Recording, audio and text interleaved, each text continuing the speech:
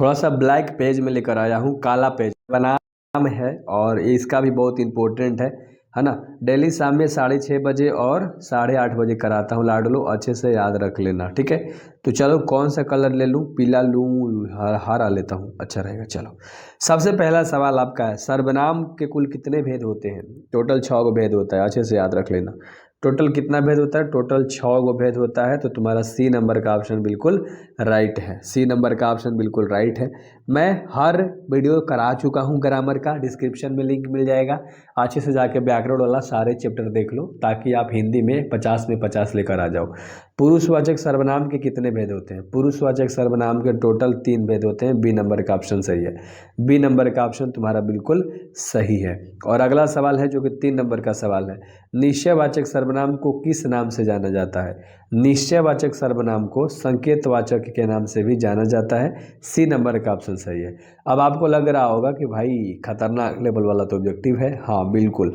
जितना भी तुम्हारा व्याकरण में चैप्टर है, वो हिंदी व्याकरण हो या इंग्लिश व्याकरण हो, मैं टोटल कराऊंगा। वो हिंदी का पूरा कोर्स भी बना के डाल दिया है बोर्ड पे, डिजिटल बोर्ड पे, है ना। ये ऑब्जेक्टिव इस तरह से इसलिए कराता हूँ ताकि थोड़ा सा ना बच्चों को अच्छा लगता है। प्रश्नवाचक सर्वनाम वह होता है जहाँ, वहाँ होता है जहाँ, देखो ये क्वेश्चन अच्छे से याद रख लेना, किसी के बारे में प्रश्न किया जाता है उसी को प्रश्नवाचक कहते हैं, यानी आप प्रश्न करोगे, सवाल पूछोगे, है ना। तो सी नंबर का ऑप्शन सही है। अगला जो 5 नंबर का सवाल है, जिस सर्वनाम से किसी निश्चय वस्तु का बोध ना हो, यानी किसी भी निश्चित वस्तु का, खास वस्तु का बोध ना हो, निश्चित जो सही हो उसे कहा जाता है। तो कोई भी दुनिया की वस्तु है, अगर निश्चित तरीके से आपको नहीं पता है ना उसके बारे में, है ना, तो उसको हम लोग बोलते हैं अनिश्चयवाचक, है ना। कोई भी निश्चय है ही नहीं, अच्छे से याद हो गया होगा। चलो डी नंबर का ऑप्शन आपका बिल्कुल सही था। अगला सवाल देख लो, जिस सर्वनाम शब्दों का प्रयोग कर्ता के साथ अपनापन बताने के लिए किया जाता है, जिस सर्वनाम शब्दों का प्रयोग कर्ता यानी काम के साथ अपनापन बतलाने के लिए किया जाता है लाडलो, उसे हम बोलते हैं निजवाचक। क्या बोलते हैं? निजवाचक। सी नंबर का ऑप्शन आपका सही है, ठीक है। अगला सवाल जो 7 नंबर का सवाल है, हिंदी में कुल कितने सर्वनाम होते हैं?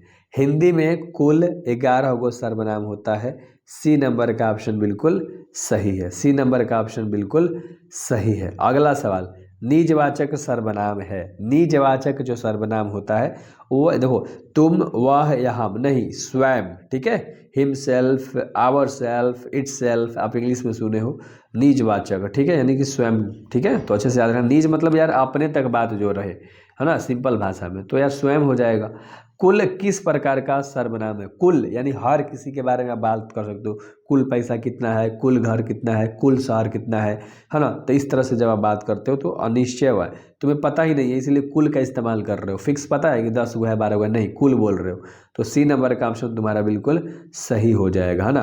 एक एक चैप्टर बेहतर तरीके से कराता हूँ, इसलिए बोलता हूँ डेली शाम में 6:30 8:30 बजे इंतजार करो, मज़ा आ जाएगा। जिस सर्वनाम शब्दों का प्रयोग सुनने वालों के लिए किया जाता है उसे कहते हैं, जिस सर्वनाम शब्दों का प्रयोग सुनने वालों के लिए किया जाता है, अच्छे से क्वेश्चन याद रख लेना, वो मध्यम पुरुष होता है ना। प्रथम नहीं, उत्तम नहीं, मध्यम, तीसरा वाला, है ना। अच्छे से याद रखना, थर्ड पर्सन जिससे आप बोलते हो इंग्लिश में, बहुत बढ़िया।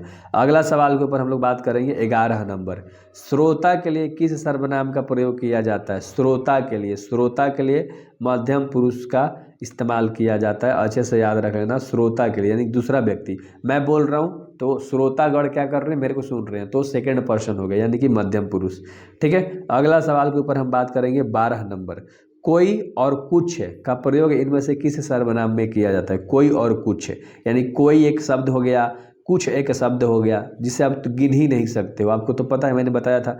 तो अनिश्चयवाचक सर्वनाम, बहुत बढ़िया, कोई फिक्स नहीं है, कोई निश्चित नहीं है, तो सी नंबर का ऑप्शन आपका बिल्कुल सही हो जाएगा। देख रहे हो कितना मज़ा आ रहा है विनोद? हाँ आ जाए, आएगा आएगा।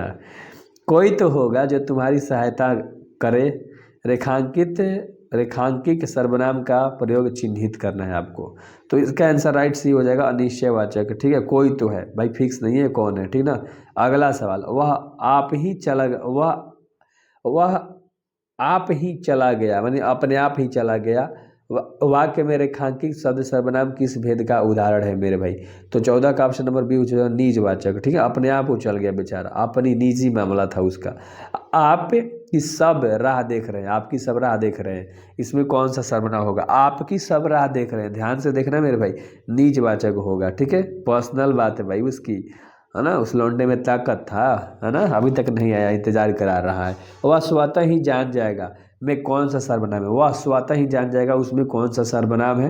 तो उसमें निजवाचक सर्वनाम है, 20 नंबर का ऑप्शन सही है, यानी कि वो खुद ब खुद जान जाएगा भाई, उसे किसी की जरूरत नहीं है। ठीक है, अगला, मैं यह काम अपने आप ही कर लूँगा, ये वाक्य है। मैं अपना काम खुद ही कर लूँगा, ये जो वाक्य है निजवाचक है भाई, अपना काम खुद कर रहा है यार, है ना। तो निजवाचक से रिलेटिव आपके सवाल बहुत आते हैं एग्जाम में, याद रख लेना। अगला सवाल, यह मेरी पतंग है, फिर कह रहा है यह मेरी पतंग है ना। निश्चय है भाई, ये क्या है? निश्चय है, उस पर अपना हक जता रहा है वो, अच्छे से याद रख लेना। ठीक है, वो काम खुद नहीं कर रहा, वो किसी दूसरे ऑब्जेक्ट पे हक जता रहा है, इसलिए क्या है? पर्सनल हो गया उसका, निश्चित हो गया, है ना। और निजवाचक में मत चले जाना। किस किस के झगड़ा करते फिरेंगे, यानी कौन कौन इंसान ने झगड़ा करेंगे भाई, रेखांकित पद है, तो इसका जो राइट आंसर हो सर्वनाम है, तो है ना। कह रहा है कौन झगड़ा करेंगे, किस कौन कौन इंसान को पकड़ेंगे, तो सब्जेक्ट के द्वारा ट्रीट कर रहा है। निम्नलिखित में वाक्य में सर्वनाम का प्रयोग हुआ है, यानी 4 गो वाक्य आपको दिख रहा है, इन सभी में किस में सर्वनाम का प्रयोग किया गया है? तो मैं कल दिल्ली जा रहा हूँ, इसमें किया गया है, मैं कल दिल्ली जा रहा हूँ। ठीक है, चलो अगला सवाल के ऊपर हम लोग बात करेंगे। 21 नंबर, वह बहुत अच्छा लड़का है, इस वाक्य में वह में कौन सा सर्वनाम है? वह बहुत अच्छा लड़का है, ध्यान से सुनना क्वेश्चन, वह बहुत अच्छा लड़का है, यानी निश्चित है कि वो अच्छा लड़का है। ठीक है, चलो तो दो ही से रिलेटिव, यानी निश्चित, अनिश्चित, निजवाचक, प्रश्नवाचक से रिलेटिव आपके सवाल ज़्यादा देते हैं। मैं अपने आप वस्त्र साफ कर लेता हूँ, इस वाक्य में कौन सा सर्वनाम है? ये तो आप बता दोगे, मेरे को पता है, हाँ निजवाचक, क्योंकि अपना काम वो खुद कर लेगा। ठीक है, अगला सवाल ध्यान से देखो, कोई आ रहा है, वाक्य में कोई किस प्रकार का सर्वनाम है? अब कोई फिक्स है नहीं, पता नहीं आपको, अनिश्चयवाचक है भाई, फिक्स ही नहीं है। ए नंबर का ऑप्शन सही है। मज़ा आ रहा होगा आज तो भाई, आज तो ऑब्जेक्टिव करने में मज़ा आ रहा होगा। हर 5 सब्जेक्ट कर लो तैयारी, 6:30 8:30 बजे शाम में। तुमने ठीक ही सुना, इस वाक्य में कौन सा सर्वनाम है? तुमने ठीक सुना, पुरुषवाचक सर्वनाम है। ठीक है, चलो अगला सवाल देख लो, 25 नंबर का सवाल है, वह मेरी पुस्तक है में किस सर्वनाम का प्रयोग किया गया है? वह मेरी पुस्तक है, इसमें किस सर्वनाम का प्रयोग किया गया है? संकेत दे रहा है कि वह मेरी पुस्तक है ना, इशारा कर रहा है, संकेत दे रहा है, वह मेरी पुस्तक है, किसी को बता रहा है। संबंधवाचक सर्वनाम क्या होता है आपको बताना है, जो, है ना। इसमें क्या है, जो है एक संबंध है। ठीक है, जो है एक क्या है, संबंध को दर्शा तबीयत डाउन है यार, हालत खराब हो रखी है। अगला सवाल 27 नंबर के, हिंदी के अन्य पुरुष के निश्चयवाचक सर्वनाम का अधिकारी रूप आपको बताना है, तो वह हो जाएगा। ठीक है, फटाक से करते हैं यार, लग रहा है कि ओ भाई। अगला सवाल, मुझे किस प्रकार का सर्वनाम है? मुझे जो शब्द दिख रहा है ना, एक उत्तम पुरुष है। कौन है? उत्तम पुरुष, है ना, यानी थर्ड पर्सन। और अगला सवाल देख लो, पुरुषवाचक सर्वनाम का भेद कौन सा है? पुरुषवाचक सर्वनाम का इसमें से भेद आपको बताना है। प्रथम पुरुष, मध्यम पुरुष, उत्तम पुरुष होता है ना, लेकिन प्रथम पुरुष पुरुषवाचक सर्वनाम का भेद होता है, अच्छे से याद रख लेना। ठीक है, चलो खत्म हो गया मेरे भाई, तो सारे चैप्टर्स मैंने करा रखे ऑलरेडी। ठीक है, तो भूलना मत, है ना। और 29 सवाल है, तो 30 नंबर सवाल में समझना कि मैंने कह दिया सब्सक्राइब कर लो, तो कर लो।